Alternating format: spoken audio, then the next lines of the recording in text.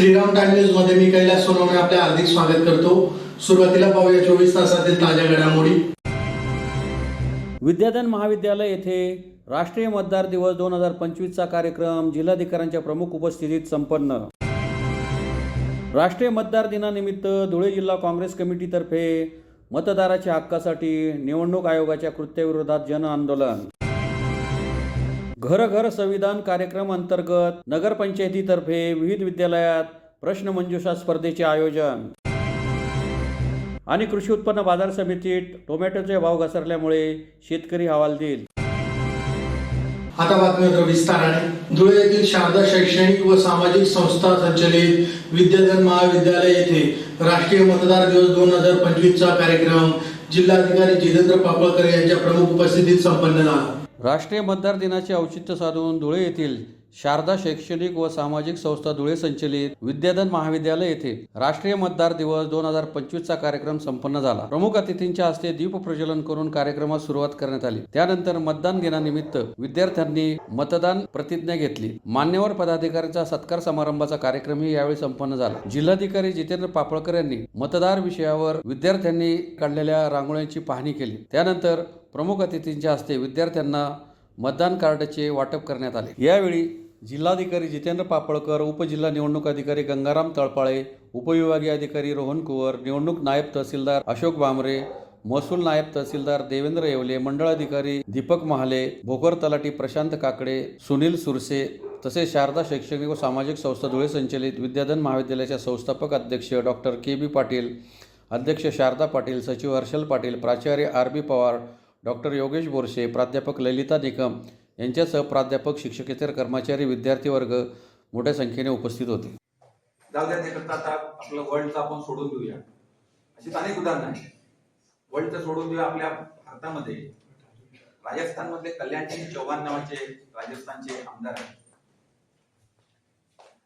होते, म्हणजे अगोदर ते फक्त एका मताने निवडून आले आणि नंतर ते मंत्री झाले। म्हणजे एका मताने काय होऊ शकतं याच्या बाबतीमधल्या अनेक गोष्टी आहेत। अनेक गोष्टींनी हा एका मताचा फरक पडतो आणि म्हणून मतदान आपण आपल्याला जी काही शासनाने राज्यघटनेने दिलेलं जे काही वेपन आहे, जे शस्त्र आहे, ते अतिशय काळजीपूर्वक आणि आवर्जून वापरलं पाहिजे। हा मतदारांच्या मध्ये, तरुण मतदारांच्या मध्ये संदेश देणे हा सुद्धा या राष्ट्रीय मतदार दिनाच्या निमित्ताचं हे त्याला औचित्य आहे। आणि हे करत असताना तुमच्या पुढे आणखी दुसरा एक मतदान येतो की मतदार नोंदणीच्या बाबतीमध्ये काय करायचं। मग आता आपल्याकडचे अनेक विद्यार्थी असतात जे 17 वर्षाचे होऊन गेलेले आहेत। आता तर शासनाचं असं म्हणणं, आयोगाचं असं म्हणणं आहे की तुम्हाला 17 वर्षापासून पूर्ण 18 वर्षापर्यंत होईपर्यंत तुम्हाला तुमचा मतदार नोंदणी करता येते। तरीही आपल्याकडच्या सगळ्या तरुण मतदारांची मतदार नोंदणी होत नाही। कारण काय, हे असंच की तो आपल्या शासकीय त्यांच्या एज्युकेशनच्या याच्यामध्ये एवढा बिझी असतो, त्याला करिअरची एवढी पडलेली असते, त्यामुळे त्याला ह्या आपल्या भारतामधल्या, भारताच्या लोकशाहीमध्ये आपल्याला काहीतरी आपण कंट्रीब्युशन आपलं लागतं, त्याचा आपण मतदार आपल्याला झालं पाहिजे। त्याच्यासाठी आपण निवडणुकीला सामोरे गेलेल्या सगळ्या लोकांना आपण आपलं निवडणुकीत मतदान केलं पाहिजे, हा विचार त्याच्या मनात फार शेवटचा असतो, कधीतरी प्रायोरिटीमध्ये। सुरुवातीला तर असं होतं, सुरुवातीच्या काळामध्ये आम्ही जेव्हा सुरुवातीला नोकरीला लागायचो तेव्हा आमच्याकडे आम्ही मॅन्युअल सगळे फॉर्म भरून घ्यायचो। फॉर्म 6 भरून घ्यायचा असतो। आता तर अशी परिस्थिती आहे की तुम्हाला सगळ्या गोष्टी ऑनलाईन अवेलेबल आहेत, ऍप अवेलेबल आहे, ऑनलाईन अवेलेबल आहे, सगळ्या गोष्टी तुम्हाला नेटवरती पाहता येतात, सगळे तुम्हाला डॉक्युमेंट ऑनलाईन अपलोड करता येतात। तरीही आपल्याकडच्या मतदारांची असलेली नोंदणी ही पूर्णतः होत नाही। हे चित्र आपल्याला कुठेतरी आपल्याच माध्यमातून आम्हाला बदलावं लागतं। आता आमच्या वयाच्या झालेल्या किंवा 60-65 वर्षाचे झालेल्या लोकांना कदाचित यापासून त्यांना मतदान करावं का नाही करावं, किंवा मतदार नोंदणी व्हावी का नाही होते सगळ्यांची झालेली असते, त्याच्यामुळे काही प्रश्न येत नाही। कारण आमचं सगळं संपत आलं असं आपण म्हणतो। म्हातारे लोक तुम्हाला माहिती आहे, तुम्हाला काय म्हणतात त्याचं, आमचं सगळं संपत आलं, सगळं आता पोरांनी सांभाळलं पाहिजे।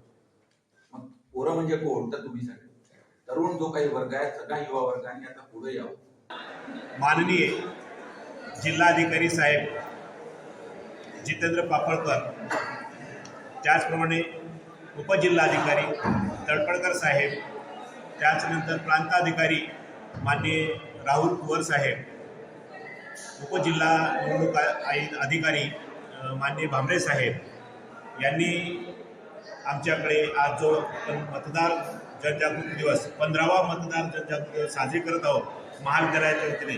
शासनाने सर्व स्तरावर प्रयत्न केलेला आहे की मतदार हा जागृत झाला पाहिजे, मतदार हा त्याचा हक्क बजावला असला पाहिजे. आणि ही ज्यावेळेस शासनाच्या निवडणूक आयोगाच्या लक्षात आलं की मतदार मतदानासाठी उत्सुक होत नाही किंवा स्वइच्छेने स्वप्रेरित होत नाही, म्हणून मतदार जनजागृती हा उपक्रम हाती घेतलेला आहे. विविध महाविद्यालयामध्ये, विविध संस्थेमध्ये, विविध शासकीय स्तरावर याची जनजागृती केली जाते. त्या जनजागृती निमित्ताने माननीय जिल्हाधिकारी जितेंद्र पापळकर साहेब, सहाय्यक प्रांताधिकारी राहुल साहेब या सगळ्यांच्या याच्याने व्याख्यानाने मार्गदर्शनाने आम्ही आमच्या महाविद्यालयात आज जो निवडणूक मतदार दिवस साजरी करीत आहोत त्याच्यामध्ये विशेष करून विद्यार्थ्यांनी मतदान जनजागृती निमित्ताने रांगोळी स्पर्धा, निबंध स्पर्धा तसेच चित्रकला स्पर्धा अशा विविध स्पर्धेच्या माध्यमातून जनजागृती करण्याचा प्रयत्न केलेला आहे. आणि अशा जनजागृतीच्या वेळेस माननीय जिल्हाधिकारी साहेबांनी अशा विद्यार्थ्यांचं कौतुक आणि त्या विद्यार्थ्यांना प्रेरणा मिळावी म्हणून पारितोषिक देखील आपल्या जिल्हा कार्यालयामार्फत देण्यात आले आणि प्रमाणपत्र वितरित करण्यात आले. अशा या कार्यक्रमाप्रसंगी महाविद्यालयामध्ये असे विविध कार्यक्रम राबवून त्याच्यात हा जनजागृती कार्यक्रम भूतोल भविष्य असा मोठा आयोजित करण्यात आला. आणि याला माननीय जिल्हाधिकारी व त्यांचे सहकारी, तहसील विभागाचे सगळे सहकारी यांनी देखील योगाचे मोलाचे मार्गदर्शन केलं आणि विद्यार्थी मतदार जनजागृती होईल. आणि ही मला खात्री आहे. जास्तीत जास्त विद्यार्थी जे जितेंद्र पापळकर साहेब जिल्हाधिकाऱ्यांनी सांगितलं, खंत व्यक्त केली की फार कमी नोंदणी झाली होती, परंतु साहेब आल्यापासून साहेबांनी प्रत्येक BLO पासून तर ग्रामविकास अधिकाऱ्यापासून तर तहसीलदारापर्यंत प्रत्येकाला आव्हान करून, विनंती करून आज आपल्या जिल्ह्याचं मतदार नोंदणीचा जो संकेतांक क्रमांक आहे तो उत्कृष्ट आणि वाढवलेला आहे असं मलाही देखील वाटतं त्यांच्या मनोगतातून. आणि साहेबांनाही ते आश्वासित करू इच्छितो. आमच्या देखील महाविद्यालयामध्ये प्रथम वर्षाचे प्रवेशदार BA BScला BCAला त्या विद्यार्थ्यांना मतदार होण्यासाठी आम्ही देखील तेवढंच त्यांचे फॉर्म, त्यांची नोंदणी करून BLO मार्फत त्यांना देखील कार्ड मिळवून देऊ. आज आमच्या महाविद्यालयामध्ये साहेबांनी, कलेक्टर साहेबांनी विद्यार्थ्यांना ज्यांची नोंदणी झालेली त्या विद्यार्थ्यांना मतदार नोंदणी कार्डाचं देखील वितरण केलं. ही गौरवाची आणि आनंदाची गोष्ट आहे महाविद्यालयाच्या वतीने. अशा या कार्यक्रमाला आम्ही पुन्हा शुभेच्छा देऊ शकतो आणि कार्यक्रम चांगला झाला असं मला म्हणावंसं वाटेल. जय हिंद, जय महाराष्ट्र. राष्ट्रीय मतदार दिनानिमित्त धुळे जिल्हा काँग्रेस कमिटीतर्फे मतदारांच्या हक्कासाठी निवडणूक आयोगाच्या कृत्याविरोधात जन आंदोलन करीत माजी आमदार कुणाल पाटील यांनी आयोगाच्या कृत्याबाबत पत्रकार परिषद घेऊन माहिती दिली.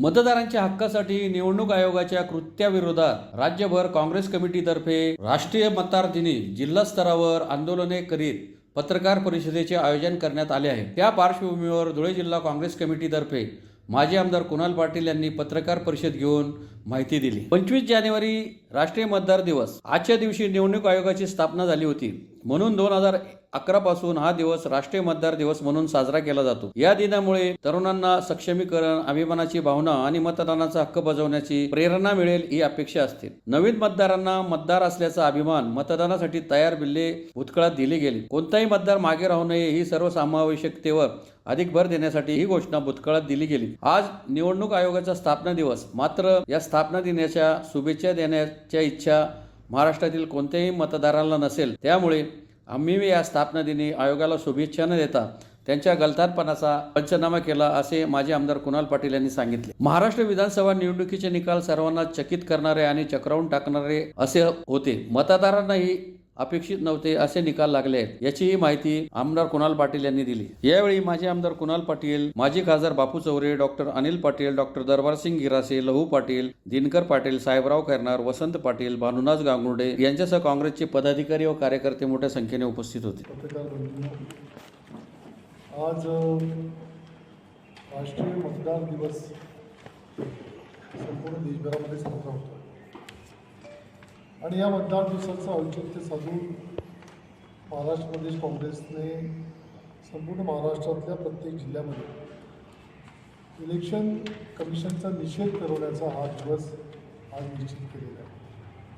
प्रत्येक जिल्ह्यामध्ये जागोजागेवरती आंदोलनं होत आहेत आणि पत्रकार परिषदेच्या माध्यमातून लोकांमध्ये जनजागृती करून इलेक्शन कमिशनने केलेलं जे एकंदर दडपशाहीचं कृत्य ज्याच्यामध्ये EVM मशीनच्या माध्यमातून या संपूर्ण इलेक्शन प्रक्रियेमध्ये झालेला घोळ हा लोकांच्या समोर आला पाहिजे याकरता आजचा हा निषेध दिवस नोंदवला जातो आहे.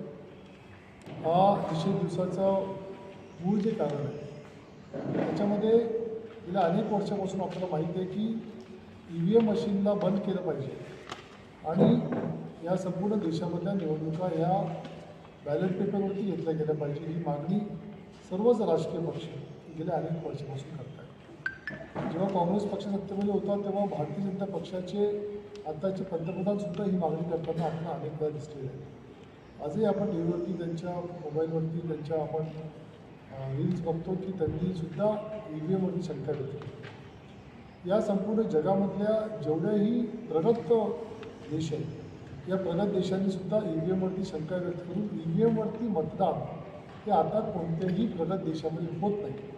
आणि असं असतानासुद्धा या देशामध्ये EVMवरती मतदान करण्याचा आग्रह आणि हट्ट हा इलेक्शन कमिशन हा कोणाच्या तरी आग्रहावरून करतो आहे ही गोष्ट अत्यंत स्पष्ट झालेली आहे. या देशाच्या माजी निवडणूक आयुक्त निर्मला सीतारामन यांनीसुद्धा याच्यावर शंका व्यक्त केली होती.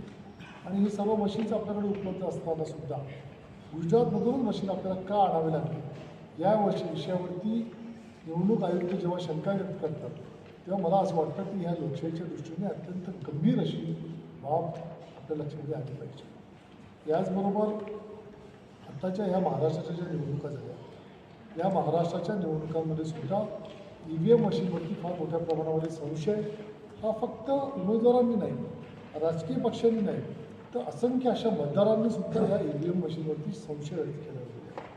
अनेक बूथवरती लोक हे रस्त्यावरती उतरले. लोकांनी रस्त्यावरती उतरून सांगितलं की आम्ही त्या ठिकाणी मतदान या पक्षाला केलेलं आहे परंतु आमच्या बूथवरती ते मतदान दिसत नाही अशा प्रकारे शंका मतदारांनी व्यक्त केलेली असताना सुद्धा इलेक्शन कमिशन याच्यावरती कोणतीही टिप्पणी करायला तयार नाही.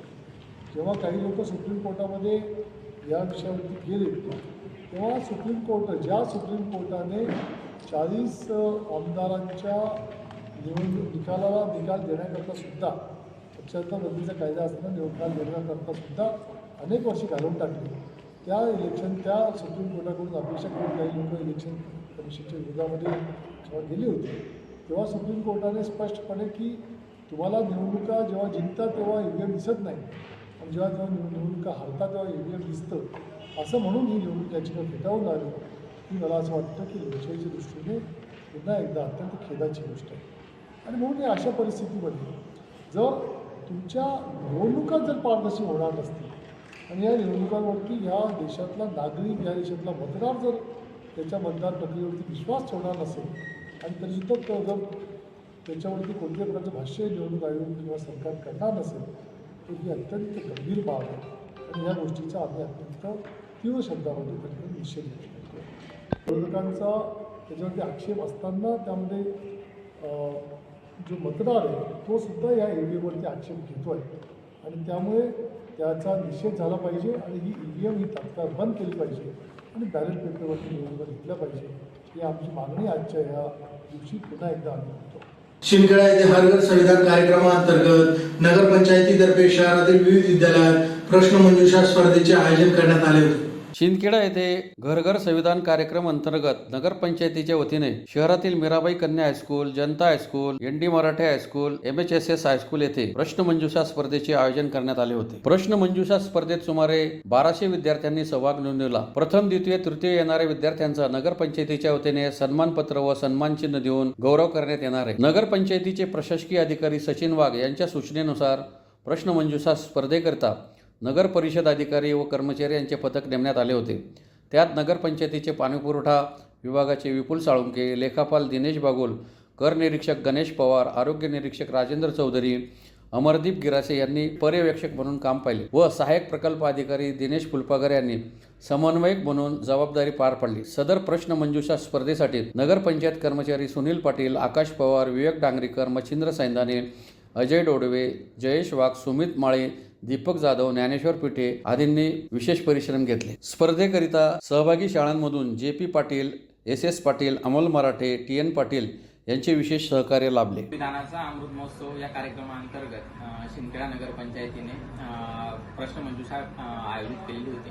सदर प्रश्नमंजुषा कार्यक्रमामध्ये शिंदखेडा शहरातील 4 शाळांनी सहभाग घेतला आणि सर्व शाळांमधील विद्यार्थी आपण एक वयोगट केला होता 8 ते 10 या इयत्तांमध्ये मुलांचा आपण समावेश केला होता आणि शाळेमध्ये पूर्ण शहरामध्ये आपण विचार केला तर जवळपास 1200 मुलांनी या स्पर्धेमध्ये भाग घेतला आणि उत्स्फूर्तपणे सर्व विद्यार्थी आणि शिक्षकांनीही आपल्याला त्याच्यात सहकार्य केलं. त्याबद्दल मी सर्व शाळेचे मुख्याध्यापक यांचे आभार मानतो. धन्यवाद.